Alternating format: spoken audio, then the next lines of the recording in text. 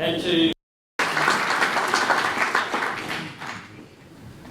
Good evening, and thank you for joining us here today. It's wonderful to see such a large turnout and such great interest from the community. Before going on, I would like to recognise the original custodians of this land, the Bilu Nyonga people of this area. Before nominating for council, I corresponded with some councillors and met with the mayors of two adjacent councils to ask them about their work and their role as mayors and councillors. The first thing I was reminded of was the importance of councillors being non-partisan, impartial, having the ability to communicate well, and reach consensus for the benefit of all stakeholders and ratepayers, not just a suburb or a ward or a special interest group. A council should be like a jury, made up of people with open minds and without bias. This became one of my reasons for nominating, because I believe we need a council that is independent, yet willing and able to work with all parties and state and federal government, and I would like to be a part of that. I was also reminded that the role of mayor and council is not to run the city. Our role as a council is to listen to you, our ratepayers, interpret what people want, negotiate fair outcomes, and set policy. I'm pretty sure what everyone wants is better value for money and fiscal sustainability for Canning. Commissioner Cole has pointed out that we are living beyond our means, and we will have to work hard to change that. I care about delivering value and fiscal management, and I would love to tell you exactly what my plan would be. But the truth is that it is not until you are inside an organisation that you can really understand it.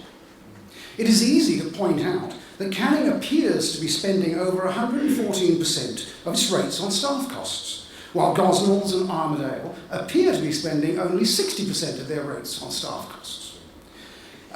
The employee-to-resident ratio at Armidale also appears to be better. But is this one of the key root causes of our financial problem? At this stage, I honestly can't tell you, but as mayor, I will find out what the problems are and work to resolve them carefully, sensitively, and surely. As a new council, we will have a lot to learn and a lot to think about. I believe my understanding of business and total quality management will help me do that and identify where real improvements will need to be made while avoiding sub-optimising the system or making services worse. Our streetscapes, green spaces and infill policies are another issue I care about.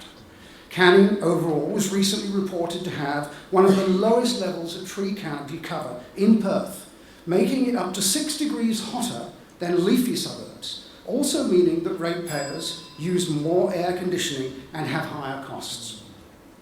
I'm keen to change that by developing a policy to maintain our large trees, regenerate our land reserves and work with developers on a greener Canning. But before I run out of time, I would like to go back to another reason that motivated me to run for council. Here's the soundbite, and that is we were all told we would get free iPads. To me, this is symbolic of spending we should and can avoid. It is a small amount, but many small amounts add up to a lot. So one of the first things that I would do if elected, when elected, is to move that we all return the iPads and start asking ourselves how we can deliver better value to ratepayers. Finally, one more thing I learned from talking to other councillors and mayors was that most of their work was not big grand projects, although sometimes they were lucky enough to get one.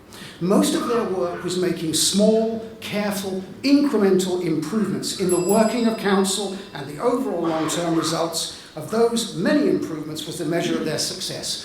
Thank you again, and for being here and for listening to me. I hope you share my opinions and will vote for me. You can contact me through my website, Now Tell Me.